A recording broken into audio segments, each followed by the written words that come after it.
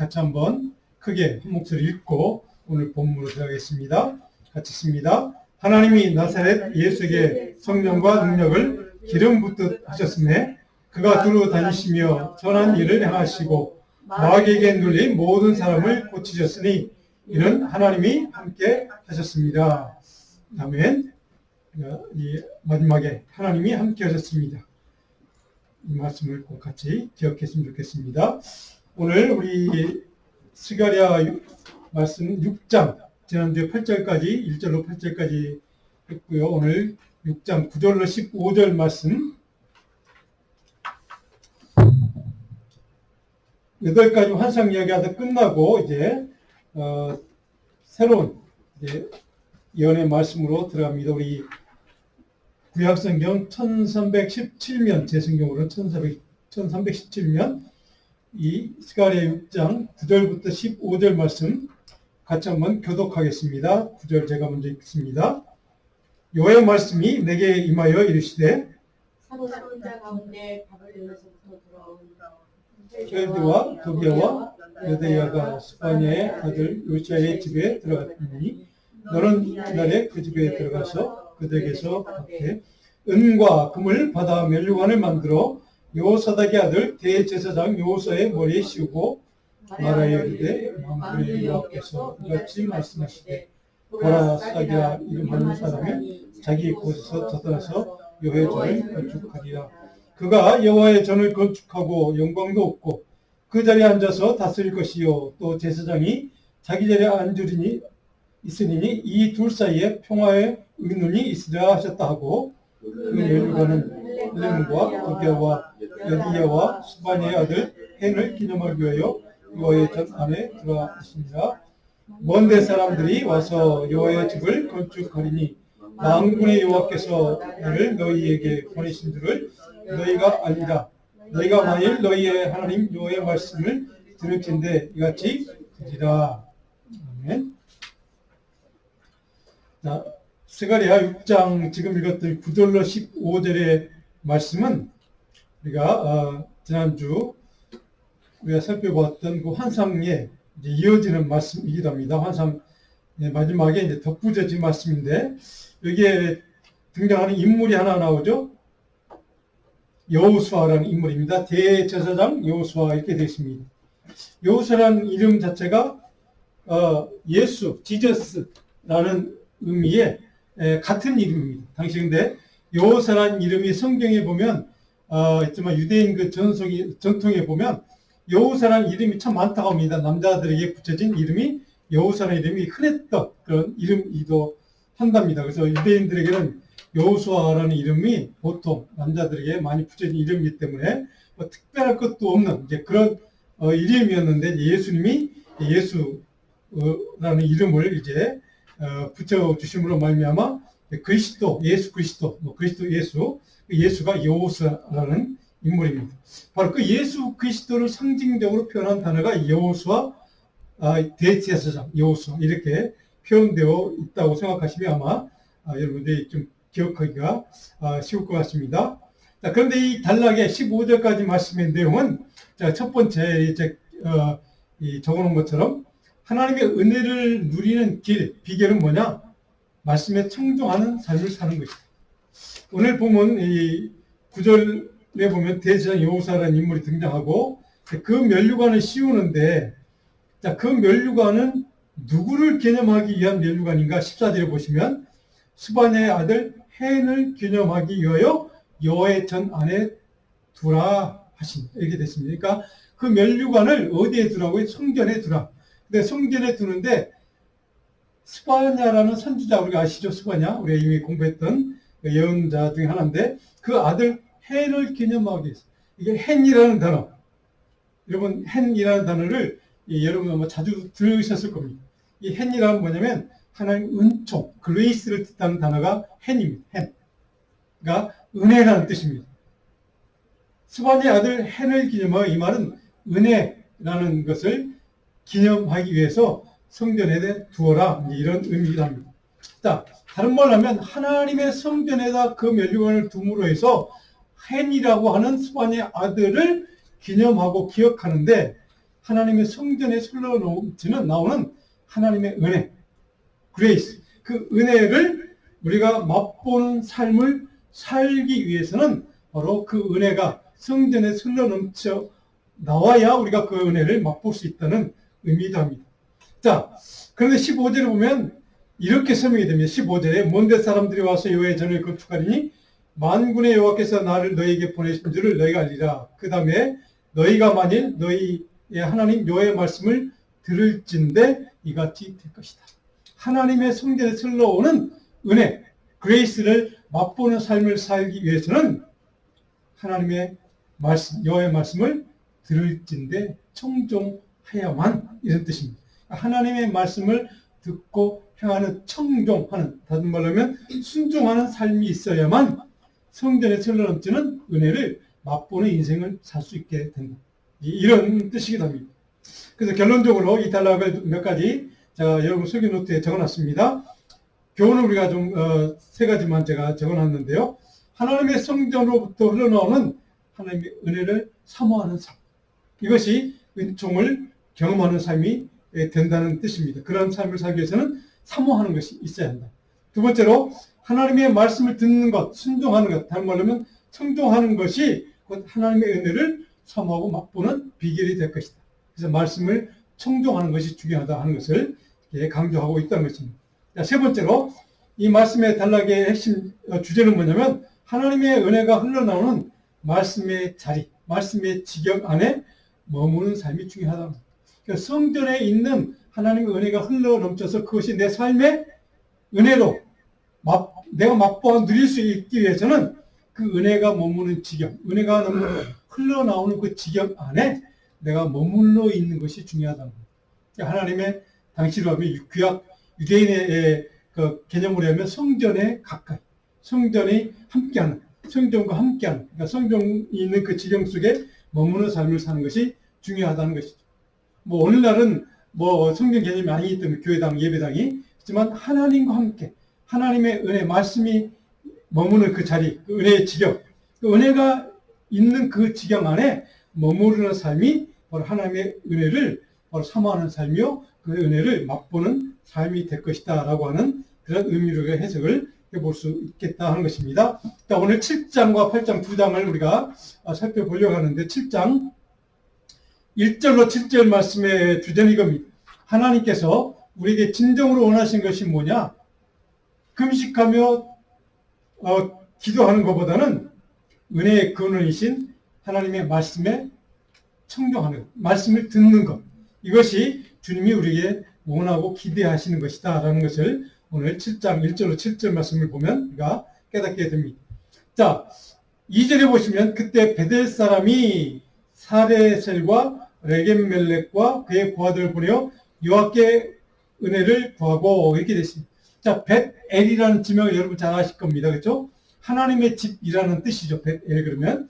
자, 에브라임 지파, 12지파 중에 에브라임 지파 그 지경 안에 있던 도시 중에 하나가, 성 중에 하나가 벳엘입니다. 그러니까 하나님의 그 집이 에브라임 지파 안에, 그 지경 안에 있는 그런 조그만 도성인데, 자, 하나님이 집이 있는 은혜의 지경 안에 거하는 사람이 지금 하나님께 뭘 구했다고요? 은혜를 구하기 위해서 보냈다는 거예요.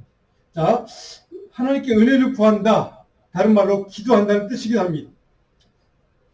하나님의 도움과 은혜를 구하기 위해서 몇 사람을 좀 보내서 하나님께 은혜를 구하러 좀 왔다, 이런 뜻입니다.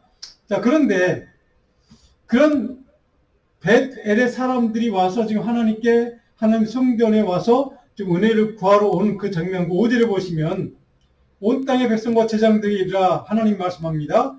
너희가, 물론 이스라엘 백성, 유다 백성 얘기합니다. 너희가 70년 동안 다섯째 달과 일곱째 달에 금식하고 애통할 거냐. 그러니까 70년 동안 포로로 잡혀가 있는 동안, 바빌론 포로 생활을 하는 동안, 그러니까 바빌론의 식민지 생활을 하는 동안, 이런 뜻입니다. 70년 동안 다섯째 달과 일곱째 달에 금식하고 애통하였다, 이렇게 됐습니다. 그러니까 이 두 달 동안 이스라엘 백성들이 집중해서 아마 금식해 가면서 통회하며 자복하며 기도했던 것 같습니다. 이것이 그 바빌론 포로기 때 이스라엘 백성들이 깨닫고 하나님께 이제 해방시켜달라고, 구해달라고 기도하는데 지금 2달을 정해놓고 5째 달, 7째 달 이렇게 정해놓고 금식하며 애통해하며 기도했다. 이제 그들의 이게 영적인 이제 습관이 되었다는 뜻입니다. 자, 그 기도를 했는데, 자, 하나님의 질문입니다. 그 금식 나를 위해서 한 기도냐? 아니면 정말로 나를 위해서 한 기도냐? 2번이나 반복해서 5절에 질문을 하고 있습니다. 너희들이 그렇게 2달 동안 통회하며 금식하며 기도했는데 그 기도했던 것이 너희를 위한 기도냐 나를 위한 기도냐 이렇게 지금 하나님이 질문을 하시는 겁니다. 그러면서 6절에 너희가 먹고 마실 때 그것은 너희를 위하여 먹고 너희를 위하여 마시는 것이 아니냐? 너희가 금식할 때도 너희를 위해서 금식했던 것이고 너희가 먹고 마실 때도 너희를 위해서 먹고 마시는 거 아니냐? 다른 말로 하면 하나님이 그들이 애통해하며 2달 동안 정해놓고 기도했던 그 금식하며 기도했던 그 기도를 받지를 않으셨다는 겁니다. 인정하지 않으신 겁니다. 왜요? 그 기도가 자기들을 위한 기도였다는 것을 하나님이 아시기 때문에 그렇습니다. 자기들을 위한 금식하며 자기들을 위한 애통해하며 기도한 그 기도. 다른 말로 하면 그들이 애통하고 탄식하며 울면서 그런 금식 기도를 했지만 그것은 진정한 하나님이 원하는 기도가 아니었다는 것이죠. 주님이 받으신 기도가 아니었다는 것을 꾸짖는 말씀이기도 합니다. 그들의 영적인 진정성에 대한 하나님의 도전입니다. 정말로 진실로 너희들이 양심에 거리낌 없이 정말로 그 금식 기도가 너희를 위한 기도 아니었니? 나를 위한 기도라고 하지만 실제로 너희 자신을 위한 기도가 아니었니? 라고 하는 하나님의 도전적인 지금 질문입니다. 마음 중심을 지난주에 말씀드린 것처럼 중심을 감찰하신 하나님의 준엄한 평가입니다. 오늘 이 시대에 우리에게 던지는 질문이기도 합니다. 바로 하나님 왜? 그들이 그토록 2달씩이나 1년에 2달이나 정해놓고 금식하며 애통하며 탄식하며 기도했는데 왜 그걸 하나님은 기뻐 받지 않으셨을까? 도대체 이유가 뭘까? 그 원인이 뭘까? 그렇게 열심히 금식하며 기도했을 텐데 밥도 안 먹고 기도했을 텐데 왜 하나님은 그 기도를 받지 않으시고 너희를 위한 기도라고 이렇게 박하게 평가하셨을까? 이 이유가 있습니다. 오늘 7장 7절 같이 한번 읽고 7장 7절에 이유가 설명되어 있습니다. 같이 읽습니다. 예루살렘과 사면 성읍의 백성이 평온히 거주하며 남방과 평온의 사람이 거주할 때 여호와가 예수님들을 통하여 외친 말씀이 있지 않느냐?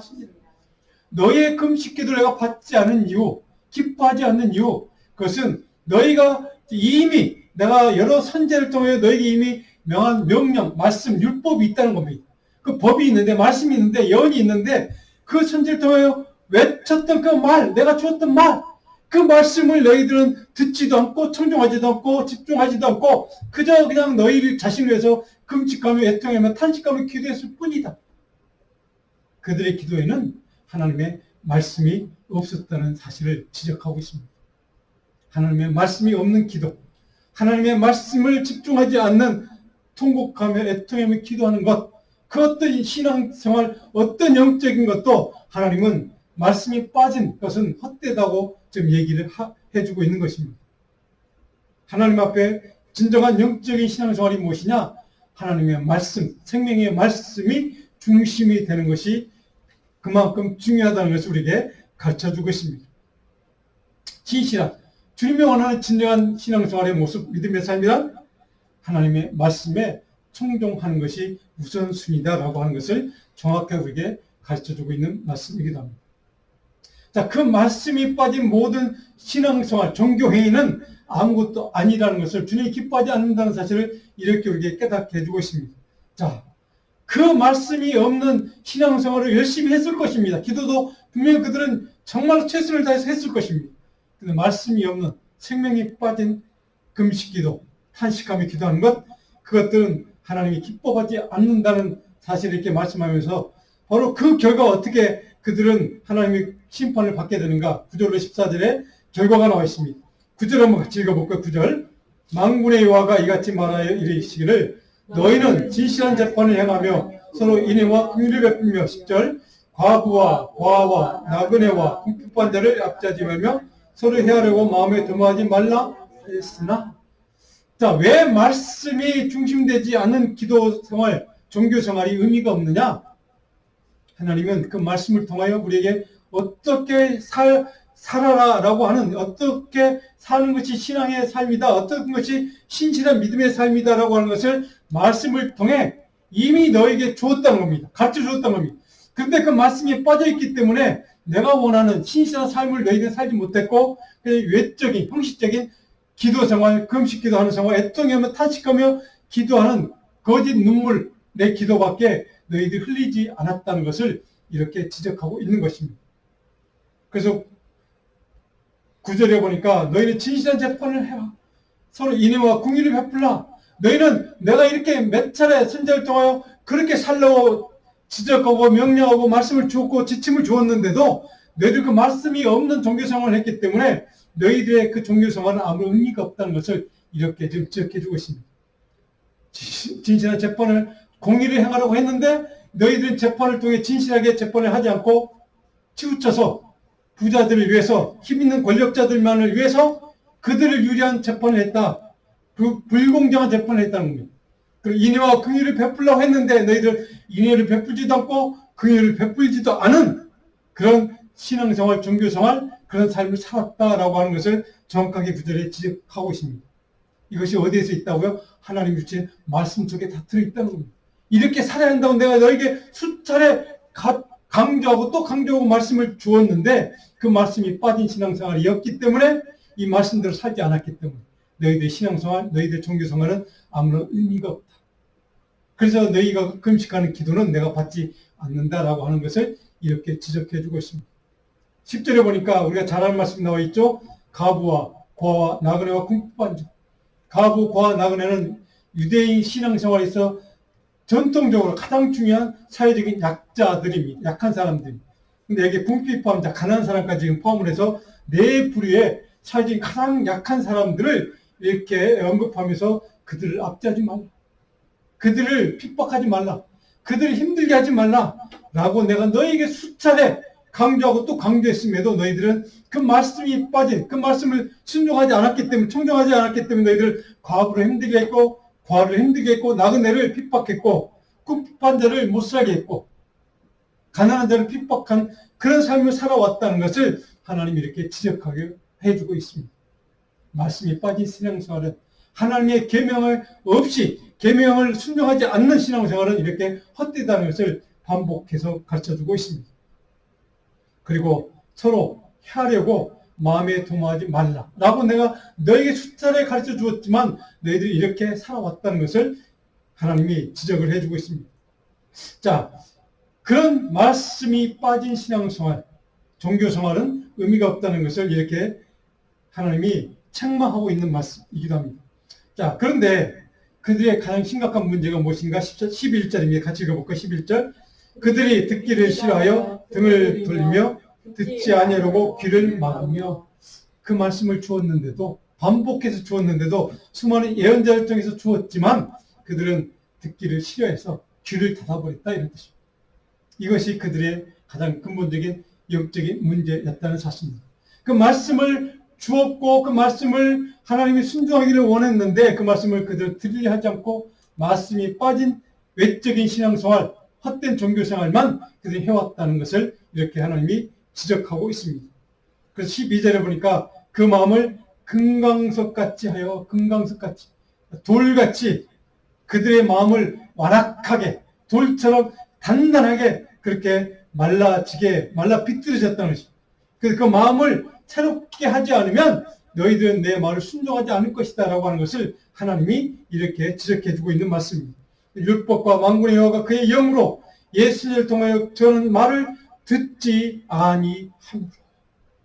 하나님이 주신 말씀을 너희들이 들으려고 하지도 않고 귀를 막았고, 그래서 마음이 굳어졌고, 그 굳어진 마음 때문에 하나님이 선지를 통하여 전했던 그 메시지, 말씀, 하나님의 계명, 이것들을 너희들은 듣지 않았다, 순종하지 않았다, 청종하지 않았다. 그래서 하나님이 진노하셨다. 이것이 그들의 영적인 가장 근본적인 문제였다는 사실을 하나님은 지적해주고 있습니다. 그들이 종교생활을 안 해서가 문제가 아닙니다. 기도를 안 해서가 아니고 금식을 하지 않아서가 문제가 아니라는 사실입니다. 그들의 모든 신앙생활과 종교생활의 핵심인 하나님의 말씀, 생명의 말씀이 빠져있기 때문에 그 말씀대로 순종하지 않고 청종하지 않았기 때문에 그들의 신앙생활, 종교생활은 아무런 의미가 없다는 사실을 이렇게 지적하고 있음을 우리가 다시 한번 이 시대 오늘 우리에게 주시는 말씀으로 좀 다시 한번 이 말씀을 새겨 들었으면 좋겠습니다. 13절을 한번 같이 읽어보면 13절 내가 불러도 그들이 듣지 아니한 것처럼 그들이 불러도 내가 듣지 아니하리라. 만군의 여호와가 말 내가 그렇게 주었던 말을 귀를 닫고 듣지 않았던 것처럼 내가 나에게 아무리 금식하며 애통하며 탐문하며 기도한다고 할지라도 내가 너의 기도를 듣지 않을 것이다. 그래서 너의 금식 기도는 의미가 없다. 헛된 것이다 라고 이렇게 지적을 해주고 있습니다. 불순종한 그들에 대한 하나님의 책망과 판단과 심판의 결과는 도대체 어떻게 나타나는가 14절입니다. 그 결과가 이렇게 됩니다. 14절 같이 읽습니다. 내가 그들을 바람으로 불어 알지 못하던 여러 날에 흩었느니라. 그 후에 이 땅에 황폐하여 오고 가는 사람이 없었나니 이는 그들이 아름다운 땅을 황폐하게 하였음이니라 하시니라. 바람으로 불어 이거는 구체적으로는 바벨론 포로 생활을 의미합니다. 70년 동안 바벨론 포로로 붙잡혀가서 바벨론의 노예 생활을 하도록 바벨론 식민지 생활을 하도록 지금 흩어버렸다. 여기저기 좀 흩어버렸다. 이런 뜻입니다. 그래서 그때로부터 흩어진 사람들로부터 디아스포라 유대인들의 역사가 시작이 되는 겁니다. 그러니까 바빌론 포로에 여기저기 흩어져 포로 잡혀갔던 사람들이 거기서 돌아오지 않고 남아있고 그 이후 여기저기 흩어져 있는 그 사람들을 우리는 디아스포라 유대인 이렇게 부릅니다. 그래서 그 디아스포라 유대인의 시초가 바로 바빌론 포로 때부터 시작이 된다고 생각하시면 아마 쉽게 이해가 될 것입니다. 이게 흩어버렸다는 것입니다.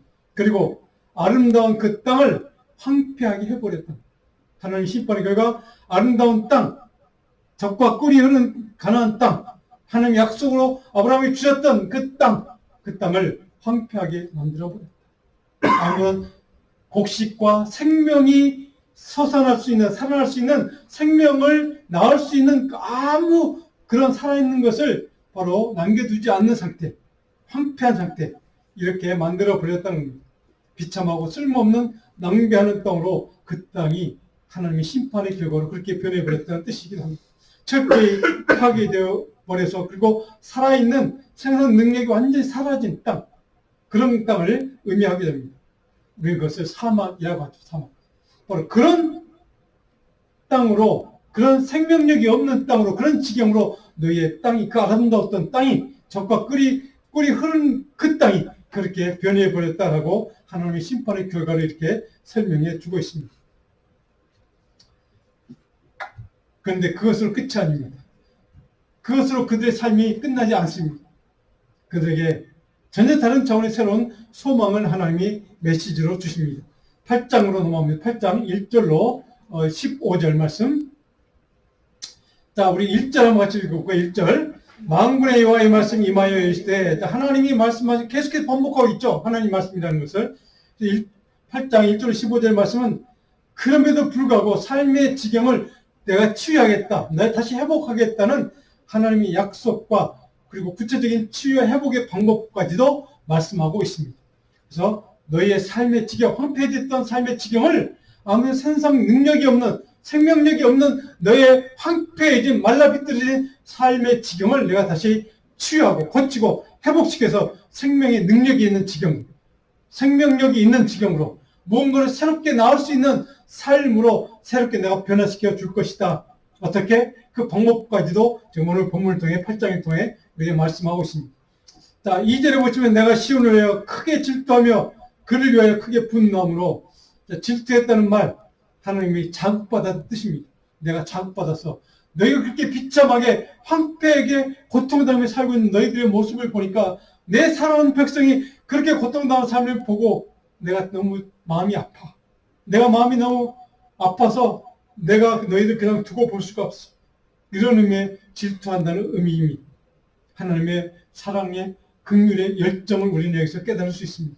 하나님은 그렇게 하나님의 사랑하는 자녀들을, 백성들을 그런 열정적으로 질투하실 만큼 사랑하신다는 사실을 우리는 여기서 깨닫게 됩니다. 그 3절에 보니까 하나님 어떻게 결정하십니까? 여호와가 이같이 말하느라 같이 있습니다. 3절. 내가 시온에 돌아와 예루살렘 가운데에 거하리니 예루살렘은 진리의 성읍이라 일컫겠고 만군의 여호와의 산은 성산이라 일컫게 되리라. 그 황폐해진 땅, 그 메말라 비뚤어진 그 땅에 내가 다시 돌아와 하나님이 예루살렘 성에 다시 돌아와서 예루살렘 성전에 내가 다시 거할 거야라고 하는 약속의 메시지를 주시는 겁니다. 버려진 그 땅을 하나님이 다시 그 땅의 그 지경을 새롭게 하나님이 거하는 땅으로, 하나님의 역사가 임하는 땅으로, 하나님의 긍휼이 임하는 땅으로, 하나님의 은혜가 역사하는 땅으로 바꿔줄 것이라고 하는 약속의 말씀입니다. 그래서 그 예루살렘은 진리의 성읍으로 바꿔줄 것이다. 진리의 성읍이면 진리라는 말은 하나님 그 진리의 신실함, 페이스플레스, 하나님의 신실함을 뜻합니다. 내가 너희를 반드시 지키고 적과 꿀이 흐르는 땅으로 주겠다고 약속했던 아브라함에게 주었던 그 약속을 내가 신실하게 다시 지킬 거야 하는 하나님의 신실하심을 진리의 성읍이 될 것이라고 이렇게 표현합니다. 하나님의 약속을 반드시 다시 지킬 것이다 라고 하는 하나님의 신실하심을 여기서 이렇게 표현을 하고 있습니다. 그리고 그 땅은 여호와의 산은 성산, 거룩한 산이라 일컫게 될 것이다. 이렇게 하나님이 약속을 해주고 있습니다. 다른 말로 하면 신실하신 하나님의 은혜가 확고하게 흔들림 없이 머무는 지경으로 다시 회복시켜 줄 것이다. 하나님께 다시 돌아와서 그들 가운데 거하시는 복이 임하는 지경으로 그 땅을, 그 황폐한 땅을 바꿔줄 것이다. 하나님의 은혜와 축복과 도심과 보호하심이 회복이 되는 하나님의 은혜의 땅으로, 지경으로 내가 그 땅을 다시 온전하게 고쳐줄 것이다. 저는 이 약속의 말씀을 의지해서 저와 여러분의 우리 가정과 우리의 일터, 우리의 인생과 우리 자녀들과 우리 교회가 이런 하나님의 은혜가 머무는 하나님의 축복과 하나님의 약속의 말씀과 생명의 능력이 우리의 삶의 지경 가운데 온전히 회복되는, 그래서 온전히 하나님의 은혜가 흘러넘치는 복된 지경으로 변화될 수 있기를 간절히 주님의 이름으로 축원합니다. 바로 이것이 오늘 이스라엘 백성들에게 약속하신 하나님의 약속의 메시지입니다. 하나님의 거룩한 은혜와 능력과 역사하심이 머무는 지경으로 내가 바꿔줄 것이다. 회복시켜줄 것이다. 고쳐줄 것이다. 하나님의 이 약속은 왜 중요한가?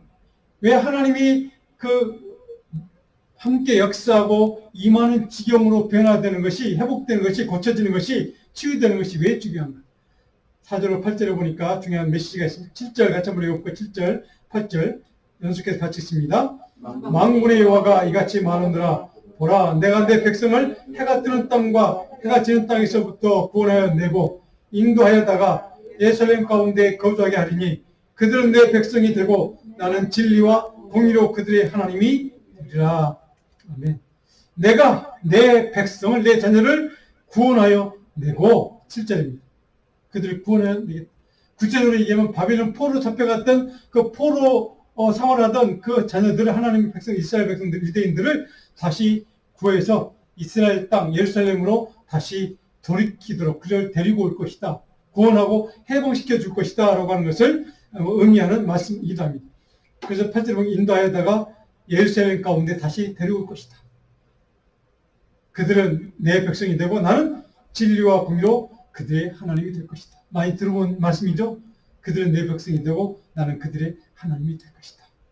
이 약속의 말씀을 왜 다시 하나님이 언급하고 이 약속을 주실까? 온전히 너희를 치유하고 고치고 회복시켜 줄 것이라는 뜻입니다. 그래서 너희는 내 온전한 나의 백성이 다시 되고 나의 백성으로서 약속과 축복을 받을 수 있는 하나님의 자녀로 그 지위를, 하나님의 자녀의 능력과 그 영광을 다시 회복시켜 줄 것이다. 치유를 완전히 이루어 줄 것이다. 온전한 내 백성으로 삼아 줄 것이다 라고 하는 것을 다시 한번 하나님이 이렇게 약속하는 것입니다. 그래서 나는 너희의 하나님이 되고 싶어. 나는 너희의 하나님이 될 거야 라고 하는 하나님의 메시지입니다. 그만큼 역으로 생각하면 이스라엘 백성들이 하나님께 돌아와서 하나님을 믿고 신뢰하고 하나님의 은혜 지경 가운데 머무르기를 하나님이 이렇게 간절한 마음으로 그들에게 다시 한번 호소하고 있고, 저와 여러분들에게 정말로 하나님의 은혜의 지경 가운데 머무르기를, 하나님의 약속의 말씀이 있는 그 자리에 머무르기를, 그 약속의 말씀이 함께하는 그 삶의 지경을 우리 인생이 그렇게 변화되기를 하나님이 이렇게 간절한 마음으로 요구하고 있다는 사실, 기대하고 있다는 사실을 우리 이 말씀을 통하여 우리는 깨닫게 됩니다.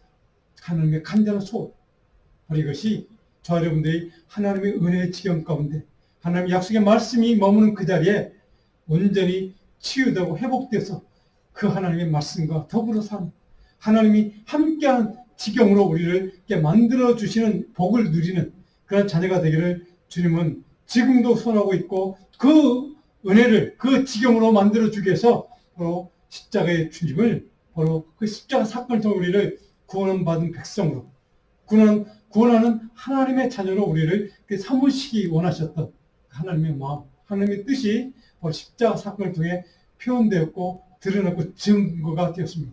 저는 그런 의미에서 십자가 사건을 통해 우리는 바로 하나님의 마음, 우리를 향한, 우리가 하나님의 은혜의 지경 가운데 머무르기는 그토록 원하셨던 아버지 하나님의 사랑의 마음, 긍휼의 마음, 간절한 소원, 그 소원을 저와 여러분의 삶 속에 정말로 우리가 하나님의 은혜의 지경 가운데 머무는 그 믿음의 삶을 통하여 그런 그 소원을 이루어드리는, 그 소원에 응답하는 그러한 저와 여러분 되기를 주님으로 간절히 소원합니다.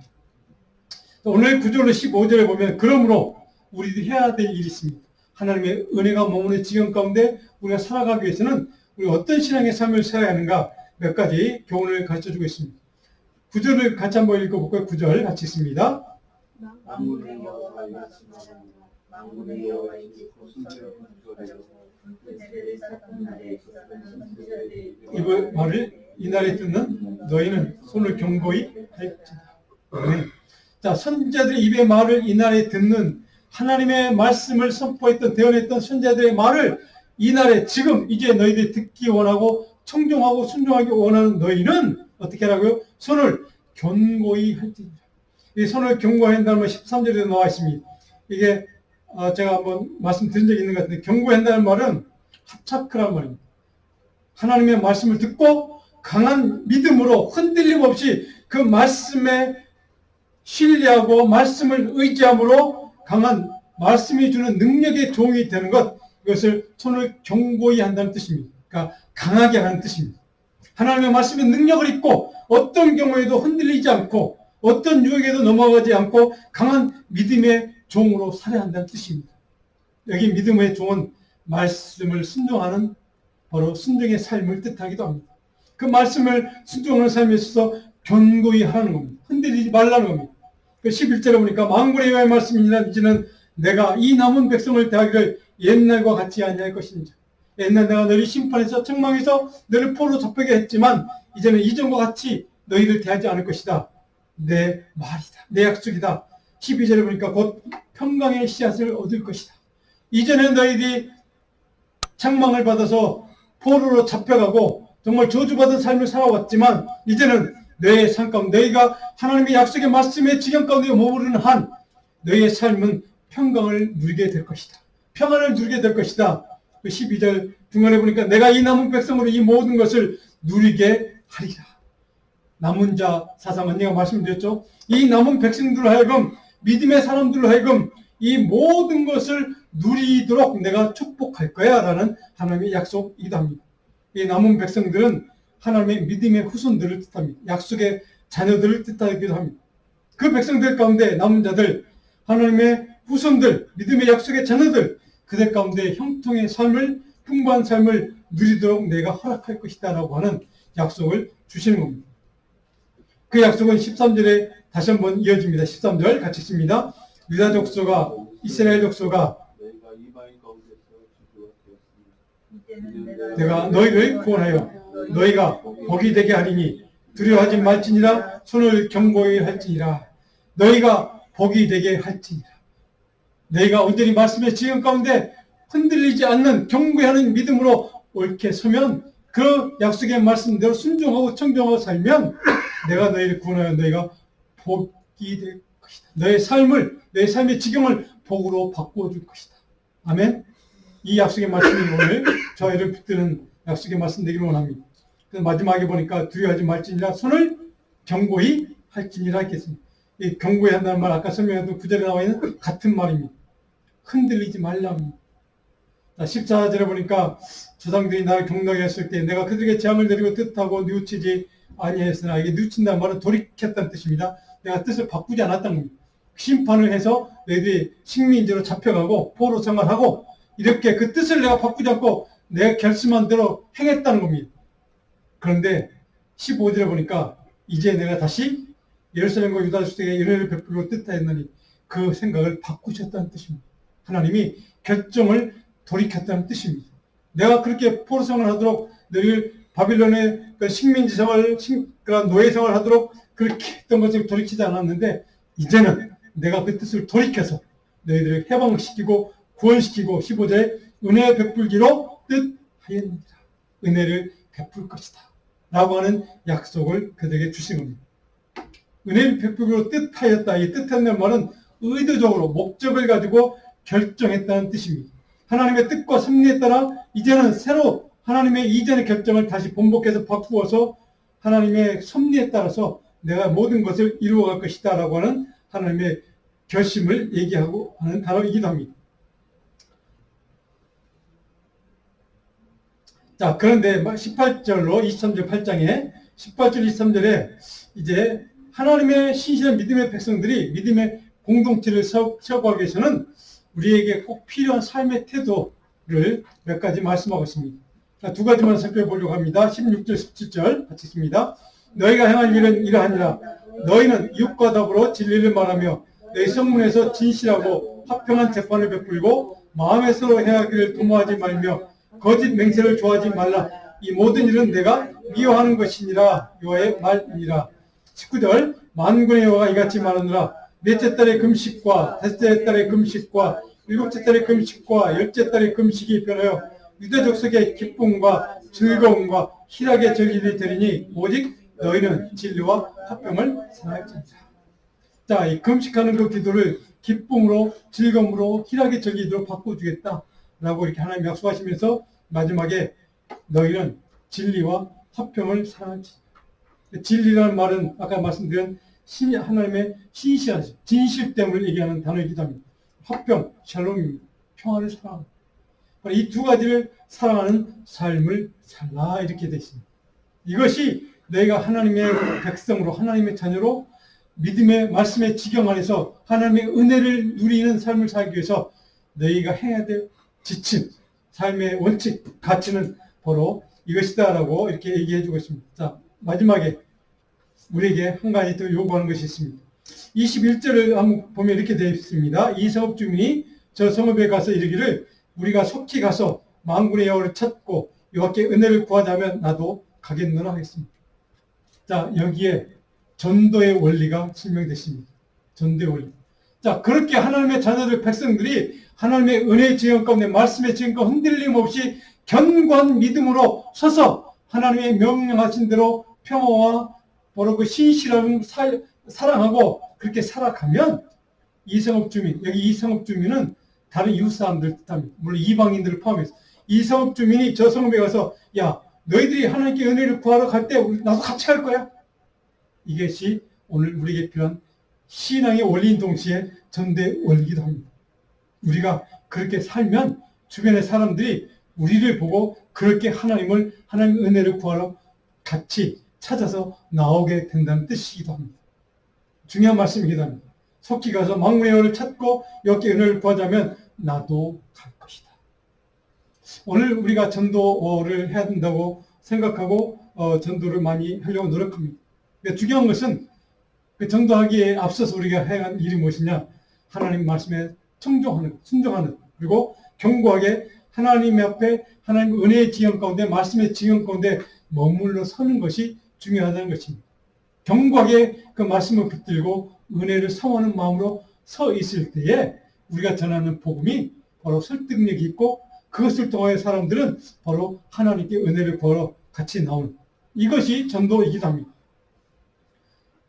그래서 22절에 보니까 만군의 여호와를 찾고 여호와께 은혜를 구하리라 많은 백성들이, 이것이 그런 전도의 역사로 복음의 증거자로 우리가 증인으로 살아야 될 이유가 바로 여기에 있기도 합니다. 자, 23절 오늘 요절이기도 합니다. 중요한 말씀 같이 읽어보면 마지막 절.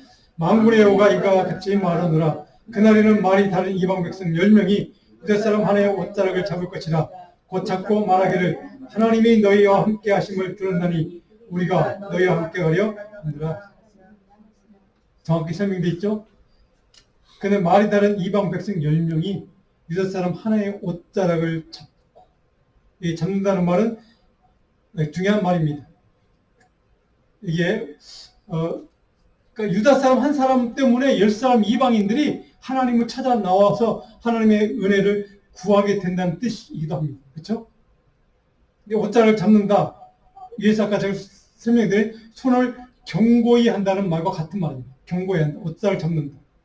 이 옷자락을 잡는다는 말은 바로 하나님의 은혜 입은 유다 사람 하나 때문에 10명의 이방인들이 그 한 사람 때문에 하나님을 찾아 나오는 전도의 역사가, 부흥의 역사가 일어난다는 약속의 말씀이기도 합니다. 자, 이 옷자락을 잡는다는 말 여러분 어디 많이 들어보신 적 있지 않습니까? 누가복음 8장 43절 44절에 이렇게 기록되어 이에 12해를 혈루증으로 앓는 중에 아무에게도 고침을 받지 못하던 한 여자가 예수의 뒤로 와서 그의 옷가에 손을 대니 혈루증이 즉시 그쳤더라. 다 아시는 사건이죠. 여자가 예수님 앞에 나서지 못하고 뒤에 와 살짝 그냥 예수님 옷자락, 여기에 옷가라는 말이죠. 옷가는 옷의 그 한 일부분, 그 끝자락을 뜻합니다. 그 경계, 그 옷자락 엣지 부분, 그 부분을 살짝 잡았는데 어떻게 잡느냐? 이게 손을 댄다는 말은 강하게 흔들림없이 견고하게 붙잡았다는 겁니다. 옷자락을 잡았는데 살짝 잡은 것이 아니라 그 옷자락을 잡았는데 정말로 하나님의 은혜가, 하나님의 치유의 능력이, 예수님의 그 치유의 권능이 내게 역사하도록 간절한 마음, 간절히 소원하는 마음으로 그렇게 옷자락을 붙들고, 옷자락 그 가장 끝자리를 붙들고, 이렇게 이 여인은 간절한 마음으로 주님의 옷자락을 붙들고 간절히 소원했다는 것입니다. 그래서 그 혈루증이 즉시 나왔다, 역사했다라고 이렇게 기록되어 있습니다.